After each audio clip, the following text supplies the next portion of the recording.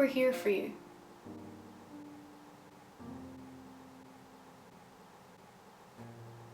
You're never alone. I'll always be here to help you.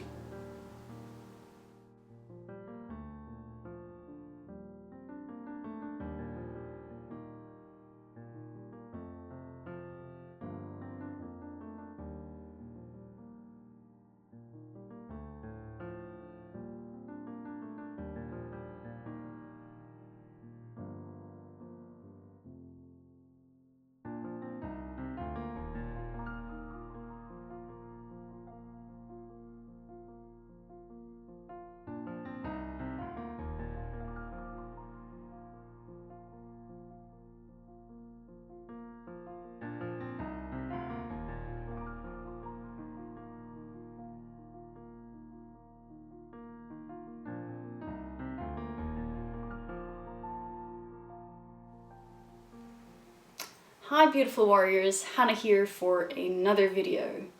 If you have seen the intro, you will have seen what I had for breakfast, lunch and snack. I was planning to make this into a kind of mukbang where I was having my dinner while chatting with you, but I really can't stand mukbangs because I'll be talking and talking, forgetting to eat, then my food will be cold, so I guess you'll just have to wait and see what I have later on in the day. But first, I am going to ramble. So after my recent video about extreme hunger, check it out if you haven't already, I received numerous other questions on the topic and numerous requests, which I will get to really soon, I promise. I also got loads of other questions, so I will also have a Q&A coming. Keep an eye out for that, but yeah, as it is Eating Disorder Awareness Week, this week I decided to do something slightly differently this week and sort of open up about the 5 things that nobody tells you about recovering from an eating disorder. I first actually thought of calling this video What Nobody Tells You About Having an Eating Disorder, but then I decided that this would be a bit unnecessary because if you're watching this, you are probably either fighting an eating disorder or maybe you have successfully fought your eating disorder, but you have a pretty good idea about what it's like to live with an eating disorder. So I pushed that thought aside and instead I'm going to cover what nobody tells you about recovering from an eating disorder. Because if you're in that deep dark place, you have no idea what's ahead. So yeah, this video is going to be wholeheartedly recovery focused, but yeah, I bet you did not know the dark side of the journey to health. Let's do this. During my recovery, my friends and family, even my very own recovery team of therapists and doctors would insist that they were there for me and that I was never alone. The truth is, I did feel alone. Especially during my recovery, I felt like nobody understood me, nobody understood what was going through my head, nobody understood the struggles that I faced every single day. If I was being pushed to eat more or if I was being nudged, I felt coerced. However, if I was left to be responsible, left to my own devices, I felt like I wasn't being cared for. Moreover, the strange thoughts that the eating disorder was putting into my head didn't even make sense to me, so how were they to make sense to anybody else, and how was I to explain them? How was anyone gonna understand what was going through my head? Anyway, this brings me to the first truth of eating disorder recovery. As in your eating disorder, in your recovery you are also alone. You have to do it yourself. Nobody can eat for you. Nobody can completely understand you and your disordered mind. However, that doesn't mean that nobody's there for you. It doesn't mean that nobody's willing to lend a listening ear. If you look around, I assure you that there are so many people there that are willing to be a listening ear and to help you in whichever way you indicate. Because although they may not understand what's going on, they know what you want if you tell them In the end, you know what you need, what you want, what your aspirations are, and what must be done in order for you to recover physically and mentally. Communicate this and then help yourself and let others help you. You are fighting for yourself and for your own life back, and even though you are alone, you've got a support network there for you that will do everything they can for you. A second frightening truth is that it frequently gets worse before it gets better. During my own recovery, I hated myself, I hated my life, I hated everyone and everything. And yet I no longer had an easy way out. I couldn't just turn back to restriction. I couldn't turn back to the eating disorder to cope with it all. I couldn't restrict to get rid of the pain of day-to-day living. I could not opt for relapse even when the eating disorder tempted me back with its false promise of control and emotional numbness.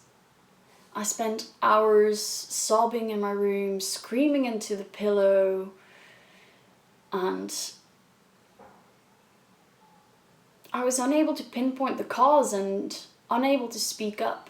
I didn't know what was going on, and when I did, I didn't want to be a burden. And I already felt like I was. With renewed insights in this quasi-recovery state, I was finally able to open my eyes to the collateral damage I had caused, the pain I had caused my family, my friends, how much I had hurt them while I was actively restricting and shutting them out. I was consumed with guilt, especially when one step forward in my recovery was followed by 2 steps back. Rather than restrict at all costs, I had to make important decisions now, at every single meal, and it wasn't going to be easy. At this time, my dreams, my aspirations, they all seemed a million miles away. However, I realized that the eating disorder wouldn't bring them any closer. I realized that only recovery could. The only thing that could was pushing myself through this difficult period and coming out stronger on the other side. Guilt would benefit no one. Self-depreciation would bring me nowhere. All it did was add fuel to the disordered voice, which I now chose to silence. Writing down gratefulness and my daily accomplishments, the things I'm proud of. I did this every day and it helped me so much. Nevertheless, my eating disorder was strong. Every meal, every snack was a struggle. So when I say things get worse before they get better, this means mentally and physically, really. Because my mental struggles were because the mental struggles that I just mentioned were exacerbated by my deteriorating health and the embarrassment that I felt throughout my recovery. I felt like such a failure. When I started recovery, everything went downhill. Whereas I felt fine during the worst of my restriction, I now was in pain constantly. I was tired constantly. I was more prone to getting ill and bloated and nauseous and sweaty, and it was horrible. On top of this, I became obsessed with food and I experienced terrifying periods of extreme hunger. After eating small quantities for a long time, my body didn't deal well with eating bigger portions and more frequently. Stomach pains were so real. Constipation was so real, and it felt terrible and terrifying. Eating was uncomfortable and gaining weight was uncomfortable physically and mentally. My body, leaving starvation mode gradually, decided it was time for me to take things slow and to do this in order to initiate the repairs that my body really needed. So rather than the energy I had felt throughout all of my restricting years, I was now really tired, and I thought, where has all my energy gone? Not only was I ashamed of these changes, but also of how others viewed me. And I still really clearly recall one day in hospital when a nurse was helping me with one thing or another, and I was wearing shorts. It was the middle of summer, and she just plain out laughed. She was laughing at the little fuzzy hairs on my legs, and I wanted to disappear. I was honestly so embarrassed, and it was so unprofessional, and I can still picture it so clearly even today, so it clearly left quite an impact. Anyway, that's not the only thing I was embarrassed about. My toilet habits, my showers, they were all monitored. While I was in intensive care, they were even aided by a nurse. So I was there peeing into a little like pan-like thing or having a shower whilst there was someone else right there. And yeah, needless to say, that wasn't very enjoyable. So yeah, that was a recovery truth that no one had told me about. And this lasted for quite a while, which brings me to the next important truth. You will not be recovered from the moment that you decide you want to recover. Recovery is long and difficult, and I wasted hours, days cutting my food into minute little morsels and forcing them down my throat, crying as I fed myself and wishing I was never even born, but I kept going. Believe me when I say that recovering from my eating disorder was the most difficult thing that I have ever done in my life. Once I decided I wanted to change, once my organs started bailing on me and my family thought I might die, it took me 2 hospital admissions and a long year of hard work to genuinely break free. And even then, it was a slippery slope. I had to pay close attention to my eating, to my mood, and to make sure that I wouldn't relapse yet again into my eating disorder. And at this point, I found it also just really difficult to remember what life would be like after the eating disorder, because I've been struggling with it for so long that I didn't even know what normal was, what normal would be for me, what portions would I be eating, what foods would I be eating, how would I be feeling. And all of these thoughts made it extra terrifying, but that's why you have to just take the leap and find out, because honestly, it can't be any worse than being stuck in the eating disorder, and I realized that, thank God. Truth number 4. Just because you have gained weight or reached your BMI target does not mean you're recovered. If you still obsess over food, if you still restrict or count calories, if you still eat only safe foods or follow any kind of diet in order to restrict, then you are not recovered. Keep going and keep gaining weight, even if this means overshooting the weight that you think is the right weight for you, because honestly, there's a lot of research out there supporting the concept of a set point weight. So even if you do overshoot the weight that your body is most comfortable at, once your body has regulated itself, once the eating disorder thoughts have disappeared, your body weight will naturally go back down and stay at the weight it wants to stay at. All you have to do is trust your body, and it will trust you. The 5th and last point that I want to make is a more difficult one. It is a truth that's frequently pushed under the rug and ignored in recovery. This truth is that recovery does not always equal happiness.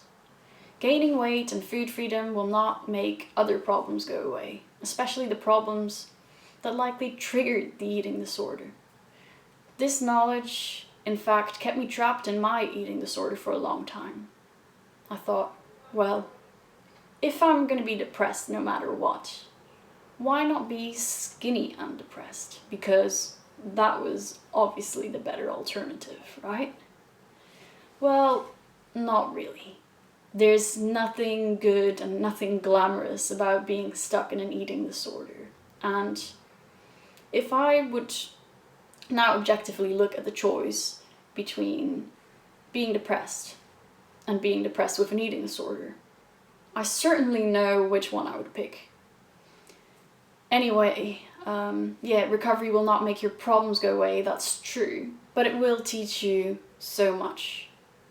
Happiness has to come from other sources than recovery, and once you initiate this recovery process, you start to find other sources of interest, other sources of passion and things that make you happy, and other coping mechanisms which you can then apply to the underlying issues or issues that arise because of stressors in your life, because there's bound to be stressors.